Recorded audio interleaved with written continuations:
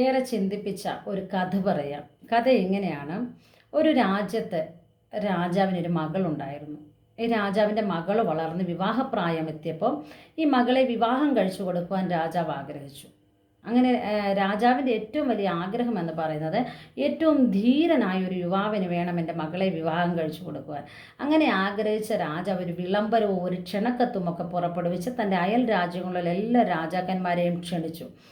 എൻ്റെ മകളെ വിവാഹം കഴിക്കുവാൻ ആഗ്രഹിക്കുന്ന എല്ലാവരും തൻ്റെ രാജ്യത്ത് എത്തിച്ചേരുവാൻ രാജകുമാരന്മാരെ എല്ലാം തൻ്റെ രാജ്യത്തേക്ക് ക്ഷണിച്ചു.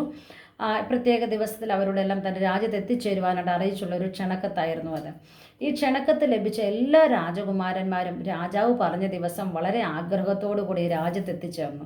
രാജ്യത്ത് എത്തിച്ചേർന്നപ്പോൾ രാജാവ് ഇവരോടായിട്ട് പറഞ്ഞു, നിങ്ങളെല്ലാവരും എൻ്റെ മകളെ സ്വന്തമാക്കാനായിട്ട് കടന്നു വന്നിരിക്കുകയാണ്. എനിക്ക് വളരെ സന്തോഷമുണ്ട്. പക്ഷേ ഈ കൂട്ടത്തിലെ ഏറ്റവും ധീരനായ ഒരു യുവാവിന് മാത്രമേ, ധീരനായ ഒരു രാജാവിന് മാത്രമേ ഞാൻ എൻ്റെ മകളെ വിവാഹം കഴിച്ചു കൊടുക്കുകയുള്ളൂ.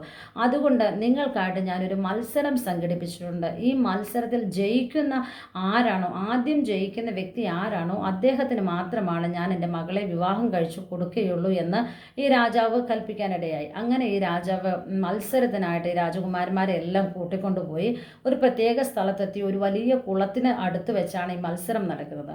മത്സരം ഇതായിരുന്നു. ഇതൊരു വലിയ കുളമാണ്. അനേകം മുതലകൾ ഈ കുളത്തിലുണ്ട്. ഈ മുതലക്കുളത്തിലേക്ക് ചാടി ആദ്യം നീന്തി അക്കരെ എത്തുന്ന രാജകുമാരനാണ് തൻ്റെ മകളെ വിവാഹം കഴിച്ചു കൊടുക്കുന്നത്. എല്ലാവർക്കും വളരെ സന്തോഷമായിരുന്നു. രാജകുമാരിയെ സ്വന്തമാക്കാനായിട്ട് കടന്നു വന്നവരാണ് എല്ലാവരും. പക്ഷേ ഈ മുതലക്കുളം കണ്ടതേ പലർക്കും തൻ്റെ കോൺഫിഡൻസ് നഷ്ടപ്പെട്ടു, അവരുടെ ആഗ്രഹങ്ങൾ നഷ്ടപ്പെട്ടു. കാരണം വലിയ വലിയ മുതലകളുണ്ട്. ഇതിലേക്ക് ചാടി നീന്തി കടക്കാനുള്ള ധൈര്യമുള്ളവരായിട്ട് ആരും ഈ രാജകുമാരന്മാരുടെ കൂട്ടത്തിൽ ഉണ്ടായിരുന്നില്ല. അങ്ങനെ എല്ലാവരും ഭയന്ന് പിന്നോട്ട് മാറി നിൽക്കുമ്പോൾ ഒരു സാധാരണക്കാരനായ മനുഷ്യൻ അവിടെ ഉണ്ടായിരുന്നു.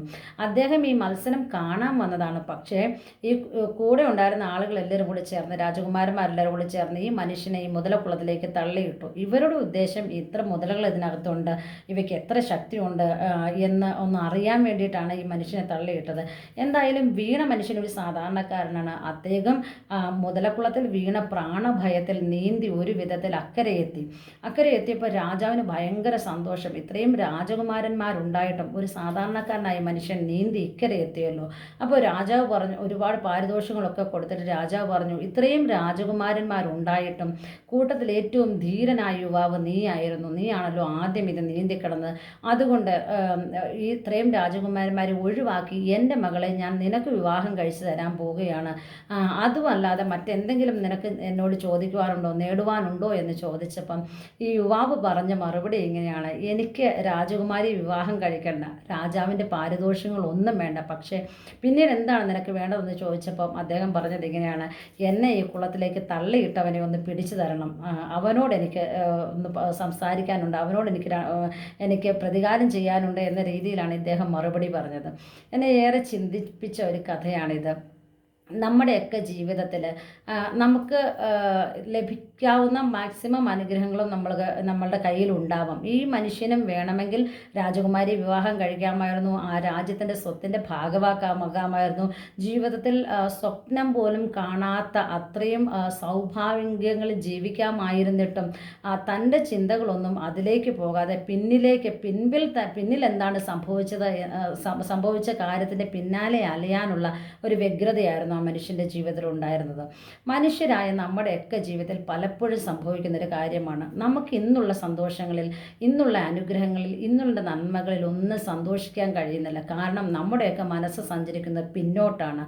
ജീവിതത്തിൽ സമാധാനമായിട്ട് ജീവിക്കുവാൻ, സന്തോഷമായിട്ട് ജീവിക്കാനുള്ള പല അനുഗ്രഹങ്ങളും ദൈവം നമുക്ക് തന്നിട്ടുണ്ട്, പല സന്തോഷങ്ങളും ദൈവം നമുക്ക് തന്നിട്ടുണ്ട്. പക്ഷേ നമ്മളൊക്കെ ചിന്തിക്കുന്നത് നമ്മുടെ ഇന്നലകളെക്കുറിച്ചാണ്. ഇന്നലകളിൽ എന്തായിരുന്നു? ഇന്നലകളാണ് പലപ്പോഴും നമ്മളെ ഭരിക്കുന്നത്.